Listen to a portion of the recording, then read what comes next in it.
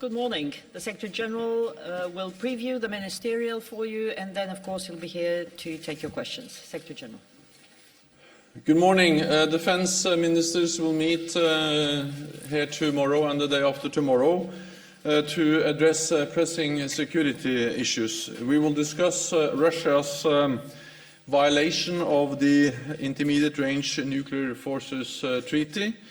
Moscow continues to develop and deploy several battalions of the SSC-8 missile, despite the efforts of the United States and other NATO allies over many years to encourage Russia to return to compliance. We all know that a treaty that is only respected by one side cannot keep us safe. That is why the United States, with the full support of all NATO allies, has announced its intention to withdraw from the treaty. This will take effect within 6 months. So Russia has a last opportunity to take the responsible path, to return to compliance and save the INF treaty. We urge Russia to take this opportunity. At the same time, we are planning for a world without the INF treaty. At this meeting of defence ministers, we will discuss what steps NATO should take to adapt to a world with more Russian missiles and maintain effective deterrence and defence. I will not speculate on what those steps will be, but let me say this. Any steps we take will be coordinated, measured and defensive. And we do not intend to deploy new ground-based nuclear missiles in Europe. At the same time, we remain committed to meaningful arms control and non-proliferation efforts. NATO does not want a new arms race, because that would be in nobody's interest. We will also discuss NATO's deterrence and defence more broadly, including work on our new readiness initiative. This will add to our readiness with 30 combat ships, 30 land battalions and 30 air squadrons available within 30 days. Burden sharing and defence spending will be high on our agenda. All allies have now submitted their annual reports on their national plans to meet the defence investment pledge. And we will review progress on all 3 dimensions of the pledge: cash, capabilities and contributions. On all 3 measures, the trend is up. Since 2016, European allies and Canada have spent a cumulative $41 billion more on defence. And based on the latest reports, this will rise to $100 billion by next year.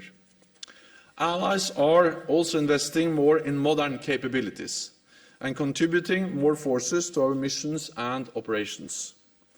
We still have work to do, but I am encouraged by the significant progress so far. We will also discuss NATO's missions and operations in Afghanistan, Iraq and Kosovo.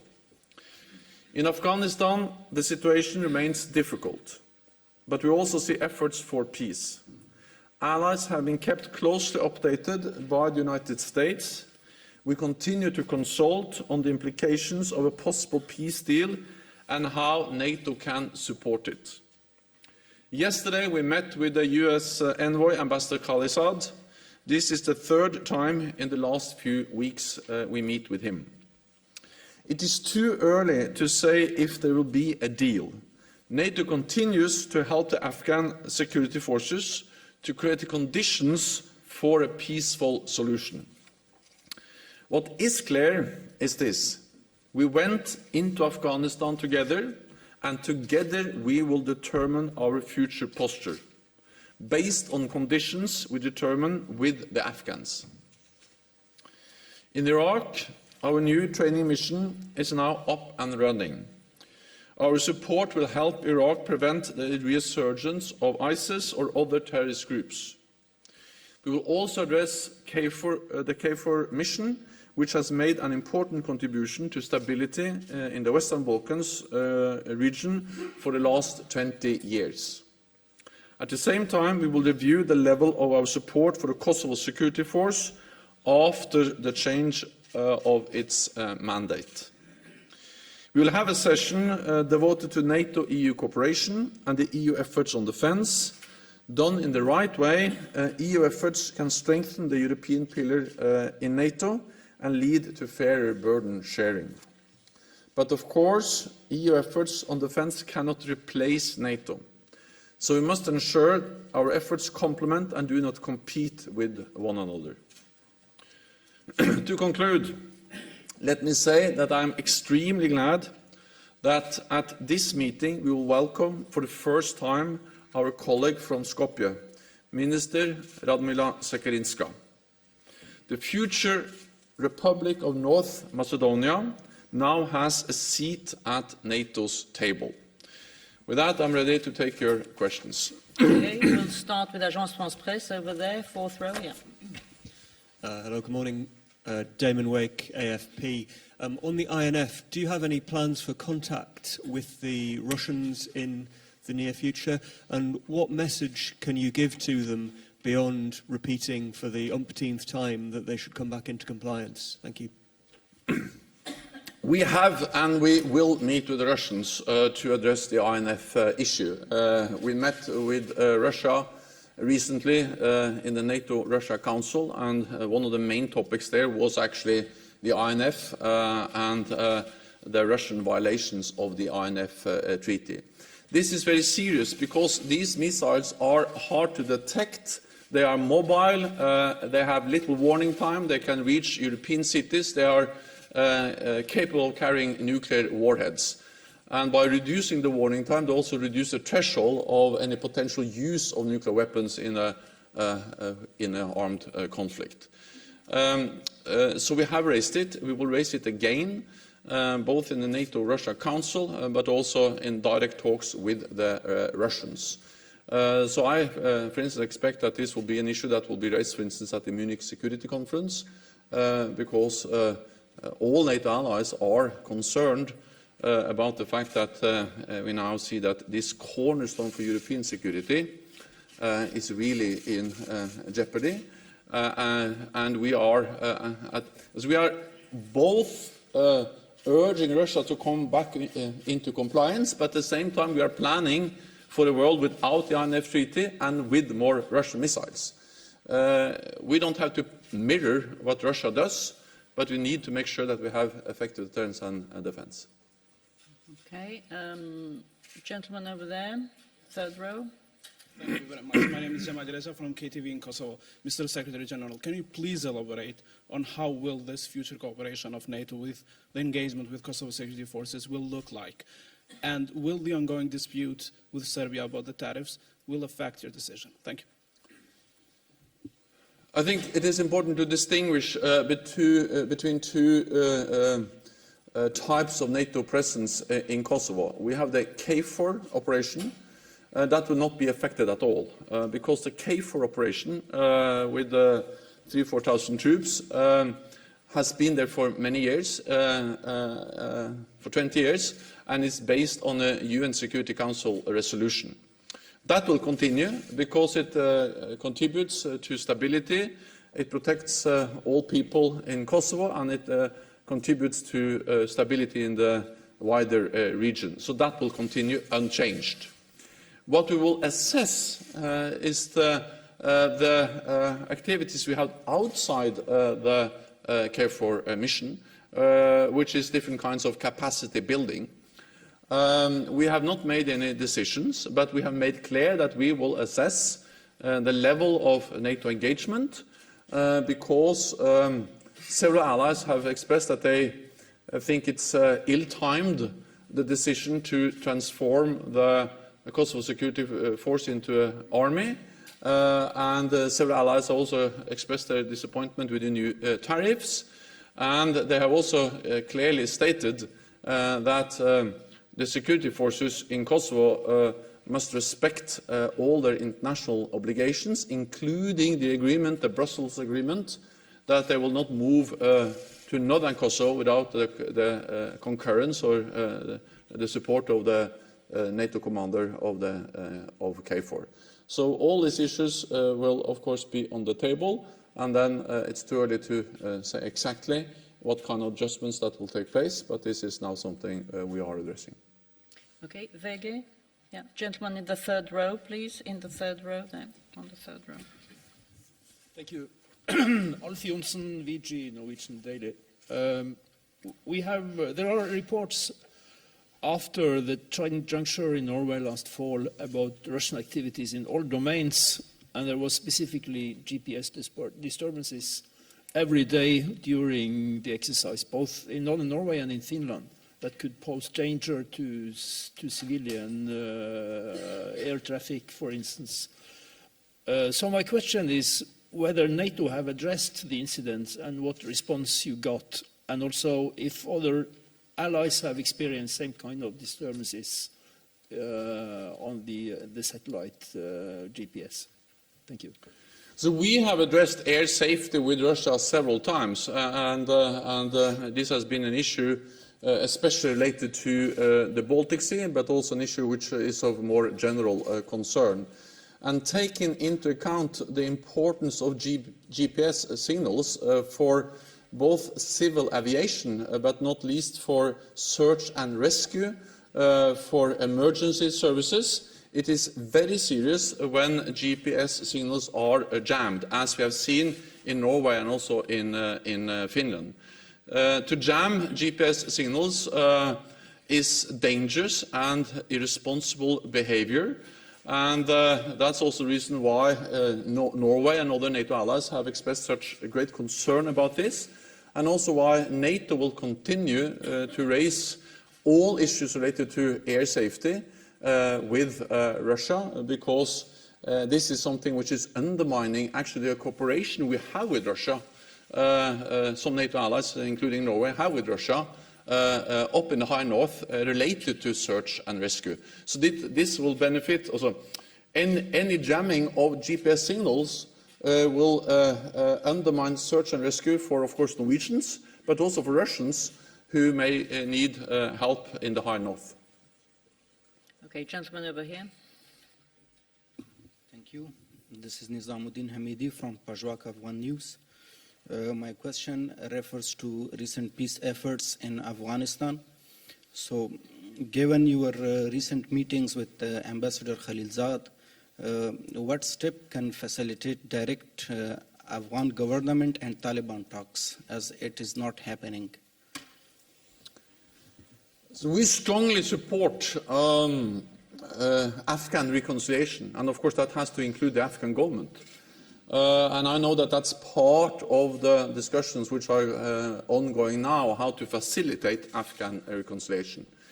I would also like to commend President Ghani for taking the initiative and his courage and his leadership initiating the peace process when he last summer announced the ceasefire, and also initiated talks with to address how to move forward on the peace process. It is, of course, no way we can have a lasting peace in Afghanistan without Afghan reconciliation, including, of course, the Afghan government, a legitimate elected government, which has to play a key role in any peace settlement. NATO's role is partly to provide political support to the peace process, peace process where also, of course, the government has a key role to play, but also to provide military support, to train, assist and advise.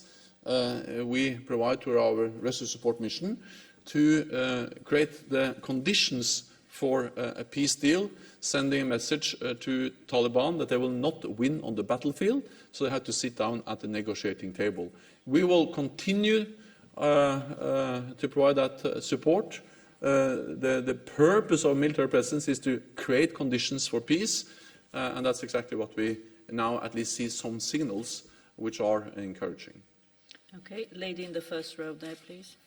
This is ICTV Ukraine concerning the vote of Ukrainian deputies to introduce the chapter on NATO integration into the constitution. Will it help to speed up the process somehow of integration of Ukraine into the NATO? Thanks. So we work with Ukraine. Ukraine is a highly valued partner. We provide support to Ukraine in many different ways. We have different trust funds, we have different programs. We help them to modernize their defense institutions, their security institutions. We help them with some training, with some capacity building when it comes to the naval forces. So we do a lot with Ukraine. And I urge allies to step up, because partly we do this in the NATO framework, and partly some NATO allies also provide bilateral support. So we do this to help Ukraine move towards Euro-Atlantic integration and to modernize their armed forces and reform, including fighting corruption. Okay, we had Deutsche Welle NPR, lady in the second row. Yeah. Hi, Terry Schultz. Thank you very much. New poll results released by the Munich Security Conference ahead of this weekend's meeting shows that when asked who citizens trust to do the right thing in world affairs, both Germans and French trust President Putin a lot more than they trust President Trump, by, in the German case, more than 3 times the figure. Does that cause you any alarm when you think about solidarity inside NATO and the feeling of security that allies are getting from the United States? Thanks. NATO is an alliance of 29 democracies, and there are different views, and sometimes there are also differences between allies, and there are different views within allies on issues related to defense, security, and NATO. But the strength of NATO is that despite these differences, we have shown again and again and again that we are united around our core task, and that is to protect and defend each other, because that is in our national interest to do so. What we see now is that actually the United States is stepping up their presence in Europe. The United States is committed to NATO, not only in words but also in deeds. And the US is increasing their presence with more troops, more exercises, more investments in infrastructure in Europe, at the same time as European allies are stepping up. So it's not for me to go into the details of that opinion poll, but what really matters for me is what I see, the actions on the ground, and that is that European allies, Canada, are stepping up at the same time as the United States are stepping up, and that we are doing more together in NATO than we have done for many, many years. The Radio Free Europe up there. Yeah, gentleman up there, thanks. Secretary General, I wonder if you have any comments about the comments made by the UK Defence Minister yesterday that Brexit, in fact, is a opportunity for the UK armed forces. He especially mentioned the term enhanced lethality. Is that an assessment you share? Brexit will change UK's relationship with the European Union, but Brexit will not change UK's relationship with NATO. If anything, it will strengthen the importance of NATO, because NATO is a platform where we bring together European allies, many of them EU members, but some of them not EU members, and also together with the US and Canada. So NATO as a platform for political cooperation becomes, if anything, even more important. I welcome the clear message in the speech by Defence Secretary Williamson, the clear message about the UK leadership and the UK commitment to NATO. And UK is leading by example by investing more than 2% of GDP on defence. UK have done that for many years.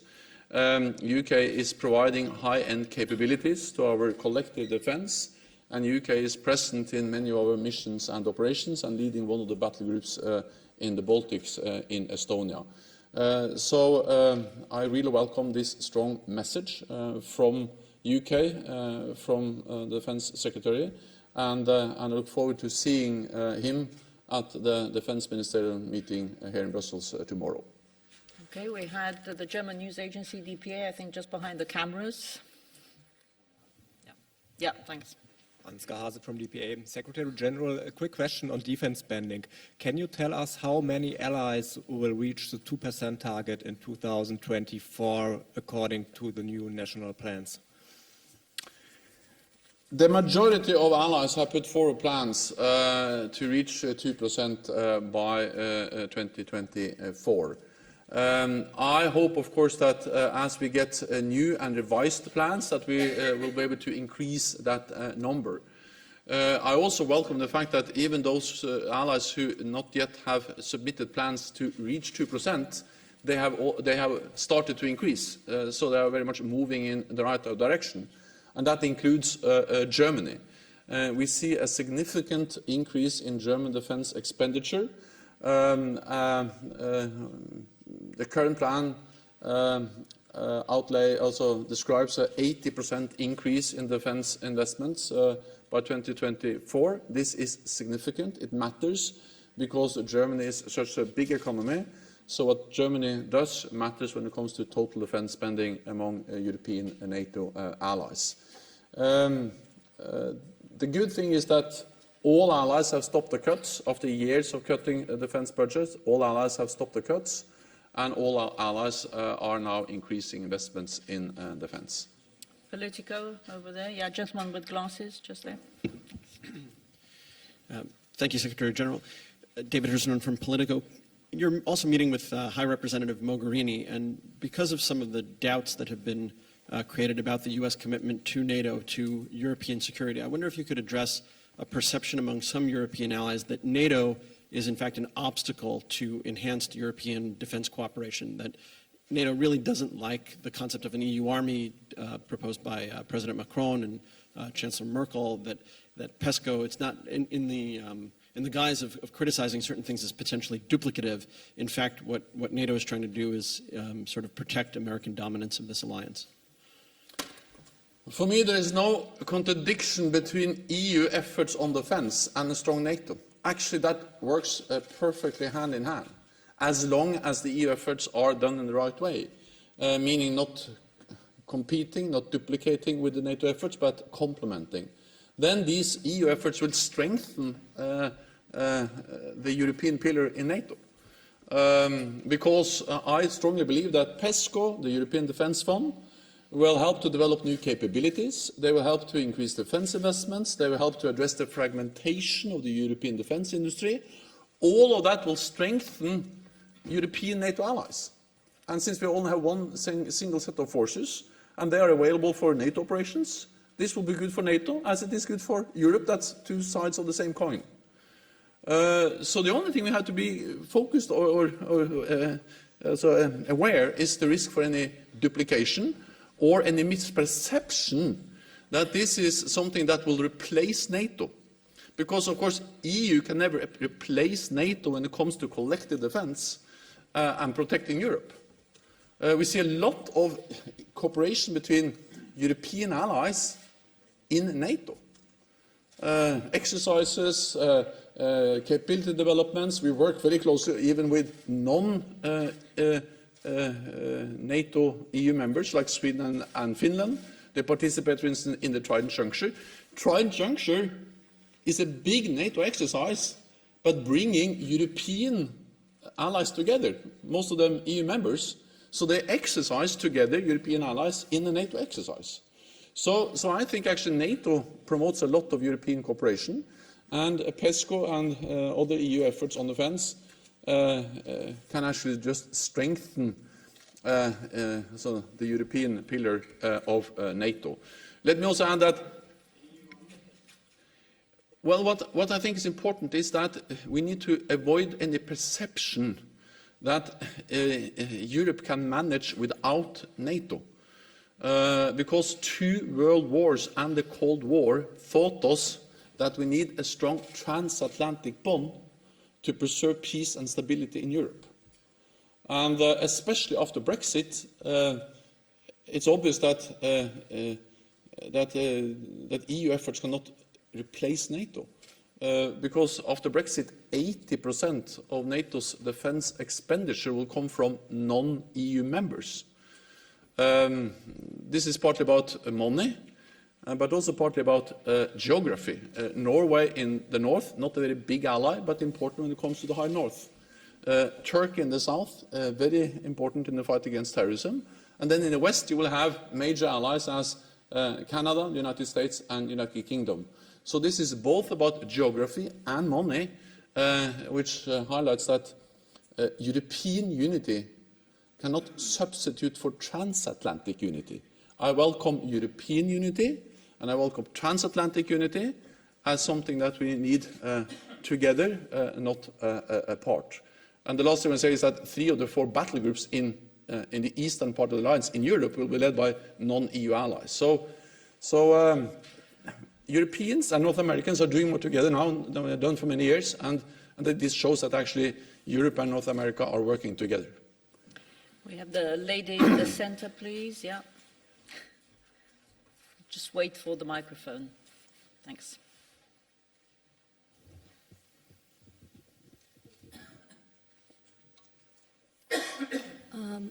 Ekaterina Mareva, Kommersant Delhi newspaper, Russia. Moscow charges Washington with 3 violations of the INF Treaty. Former U.S. Ambassador to Ukraine Stephen Pfeiffer says that the charge regarding the Mk-41 launcher for missile interceptors at the Aegis Ashore facility in Romania has some basis, because Mk-41 launchers on U.S. warships can hold a variety of missiles, including cruise missiles. Do you admit to Washington's violations of the INF Treaty, and if no, why didn't they demonstrate it to Russia? The Russian efforts to try to focus on the NATO missile defense system is only way to try to distract attention from the real issue. And the real issue is that Russia is deploying new nuclear-capable missiles in Europe. They have done that for several years in blatant violation of the INF Treaty. So when Russia starts to speak about something else, it's the only way to try to avoid attention on what's the problem. There are no new US missiles in Europe, but there are more and more new Russian missiles in Europe, nuclear-capable. And that's the reason why the INF Treaty now is in real danger, and also the reason why we continue to call on Russia to come back into compliance in this 6-month period where they still can do so, saving the treaty, which will be of great importance for all of us. The ballistic missile defense system is a defensive system. There are no missiles there. We have interceptors. They are not armed. And it's part of the agreement with Romania and Poland that, of course, there will be no offensive missiles at that side. So that's totally mixing 2 totally different things in just an attempt to try to distract attention from the real problem. The real problem is the new Russian missiles. Okay, gentleman in the front row here. Yeah. With glasses. Thank you. Khushnut Nabizadeh from the Afghanistan media, the Khama Press. I have one question about Afghan peace, which has 2 parts. You mentioned about meeting Ambassador Khalilzad on Afghanistan peace. As we all know, that foreign military pullout is one of the key conditions of Taliban for the Afghan peace deals. Was this discussed during your meeting yesterday? And is there any troops pullout schedule plan which is in line with the Afghan peace process? Thank you. First of all, I would like to commend Ambassador Khalilzad for his efforts and the hard work and his commitment to really find a solution. And we all want a peaceful, negotiated political solution to the crisis in Afghanistan. He has been very clear, and I totally agree with him, that this is not about negotiating a leave deal. This is about negotiating a peace deal. Then, of course, a peace deal may have implications for the presence of NATO and US troops in Afghanistan. But then it's part of the agreed deal. That's the reason why we so clearly also agree with Ambassador Khalilzad, when he stated yesterday that we went into Afghanistan together. We will make any decisions on our future posture in Afghanistan together, and we will do that on conditions determined together with the Afghans. The aim is, of course, not for NATO to stay forever in Afghanistan. The aim for NATO in Afghanistan is to fight terrorism and to create the conditions for a peaceful solution by helping and training and supporting the Afghan security forces. That's exactly what we do, and one of the reasons why we now see some increased possibilities for a peace deal. We still have a long way to go. Is actually that NATO has been present, supported all that support, and sent a very clear message to Taliban. Okay, we have the gentleman in the center there. Yeah, third row. Thanks. Thank you. Igor Subotin, независимая газета, Moscow-based daily. I have one more question on Russia-Norway relations.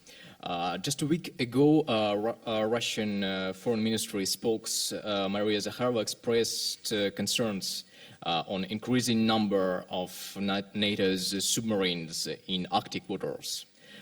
So I'm just wondering, how can you explain these movements near border between Russia and Norway?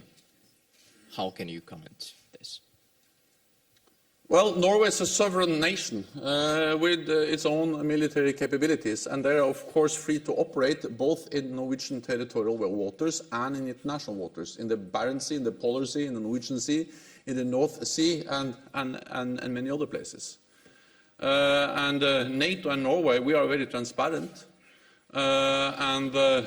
Yes, there has been some new investments over the last years in Norwegian maritime capabilities and also in maritime capabilities of other NATO allies, including, for instance, the United Kingdom or Denmark, which are operating in the High North. But we do that, of course, in total so in line with all our international obligations. What we have seen is a significant Russian military build-up in the High North. And as you well know, there is a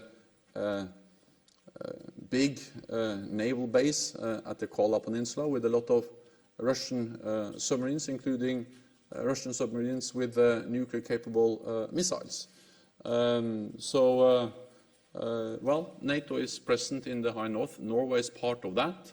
And that's one of the ways we make sure that we maintain credible deterrence and defense. At the same time, I think we all continue to try to work for a situation where we have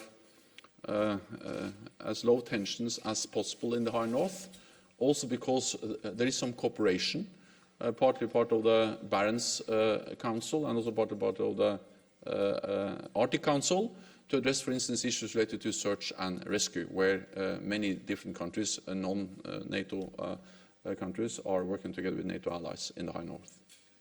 Okay, we have the Kuwaiti news agency in the third row. Thank you. Mr. Secretary General, on the Middle East, besides Iraq, will you discuss all the ministerial, the situation in Syria and Libya? Thank you. What we will discuss at this ministerial is NATO missions and operations, and that includes Afghanistan, Kosovo, and the training mission in Iraq. We don't have any specific discussions on other countries, but of course, when we, for instance, address fighting terrorism, the situation in Syria is relevant for that. As you know, NATO is not present on the ground in Syria, but some NATO allies are.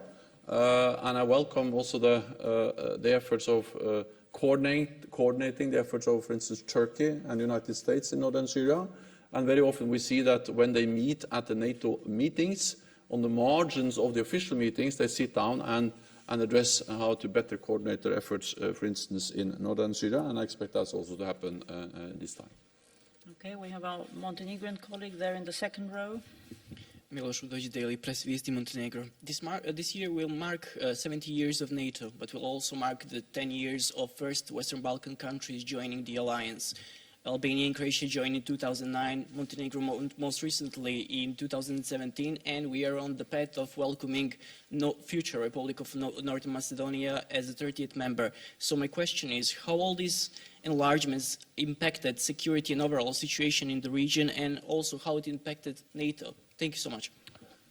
The enlargement with members from the Western Balkans has strengthened NATO, and I welcome that.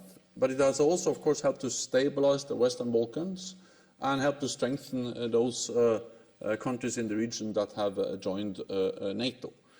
For instance, Montenegro, and now also the future Republic of North Macedonia. We have to remember that not so many years ago, in the 1990s, and also even in the beginning of 2000, we saw armed conflicts, we saw atrocities, we saw wars in the Western Balkans, in Bosnia and Herzegovina, Kosovo, Serbia, and we also saw a really dangerous situation in what we then called the former Yugoslav Republic of Macedonia, which is now going to be the Republic of North Macedonia. And NATO has played a key part in solving those conflicts, in ending the wars and helping to stabilize. There are many challenges, many problems still, but it is extremely encouraging to see that we have members like Slovenia, like Croatia, like Albania, but also now recently Montenegro and the future Republic of North Macedonia. And I really look forward to welcoming Defence Minister Šekerinska at the meeting here tomorrow. Okay, we have the lady at the back, Bloomberg. Thank you very much. Bloomberg News, Lyubov, Secretary General. Will there be any discussions during the meeting on cybersecurity and China? Will the alliance address the threat of alleged state-sponsored Chinese attacks, software and hardware attacks? Thank you very much. We will have discussions about NATO readiness and our deterrence and defence, and a part of that is cyber. So we don't have a dedicated discussion on cyber, but part of our more general discussion about our readiness and defence and deterrence, of course, cyber will be part of that. And we have significantly increased our cyber defences over the last years.